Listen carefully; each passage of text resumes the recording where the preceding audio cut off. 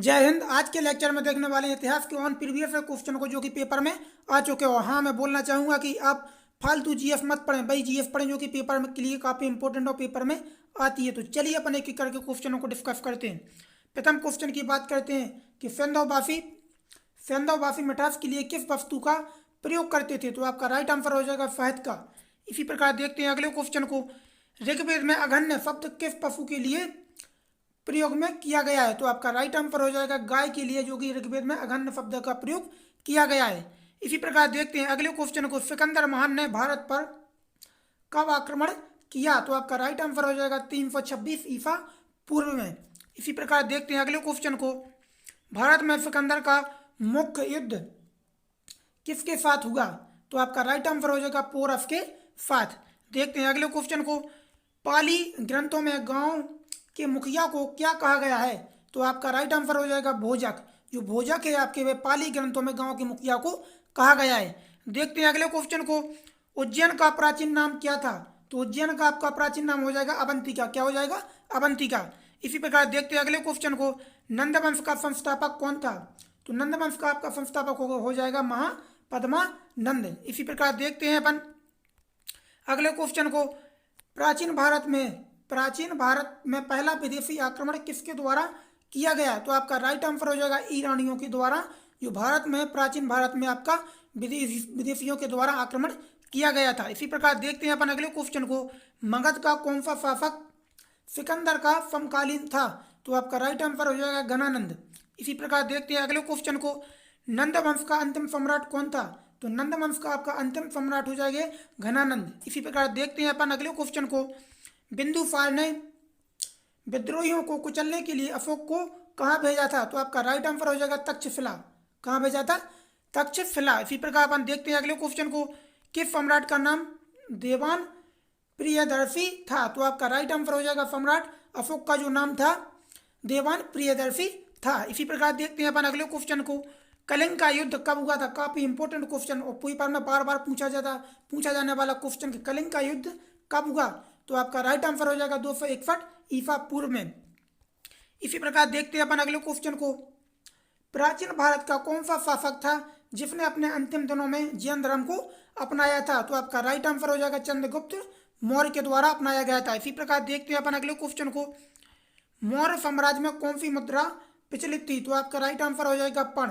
जो पण मुद्रा थी वह मौर्य साम्राज्य में प्रचलित मुद्रा थी। इसी प्रकार देखते हैं अपन अगले क्वेश्चन को। यहाँ पर अशोक का उत्तराधिकारी कौन था? तो आपका राइट आंसर हो जाएगा कुणाल। जो कुणाल था वह अशोक का उत्तराधिकारी था। इसी प्रकार देखते हैं अपन अगले क्वेश्चन को। अर्थशास्त्र का लेखक किसके समकालीन था?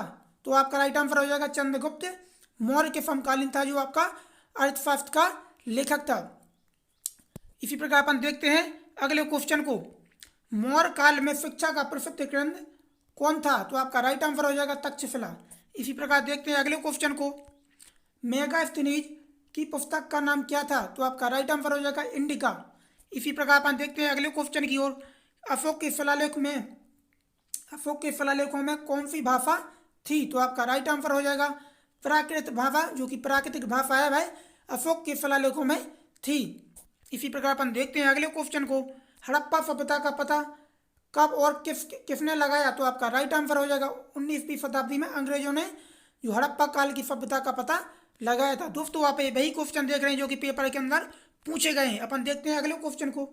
हड़प्पा वासियों की सामाजिक व्यवस्था का मुख्य आधार क्या था? तो आपका राइट आंसर हो जाएगा परिवार। इसी प्रकार देखते हैं अगले क्वेश्चन को।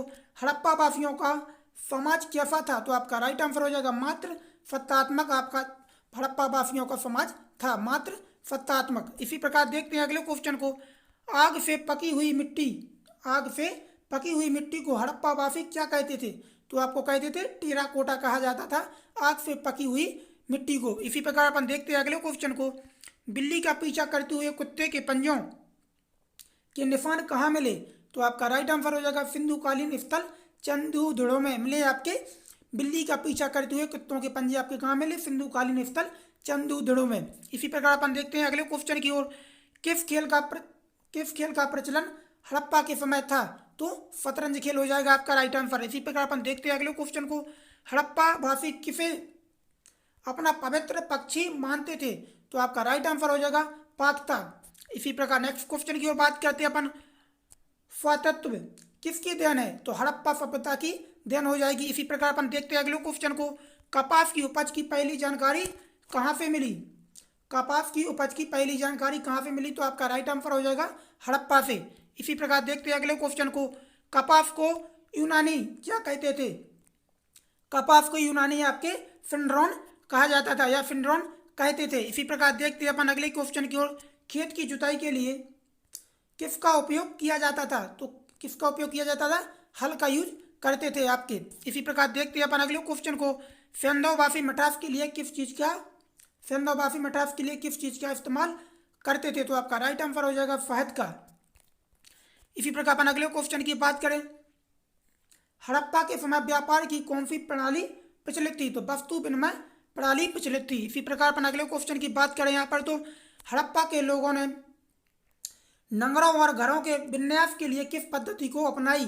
तो वह पद्धति हो जाएगी आपकी ग्रिड पद्धति।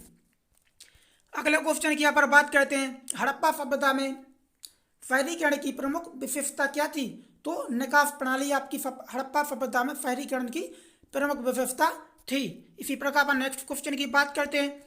हड़प्पा में लिपि और धर्म की जानकारी कहाँ से मिलती है? तो आपका राइट आंसर हो जाएगा सेंधवकालीन मोहरों से। इसी प्रकार अपन अगले क्वेश्चन की बात करें।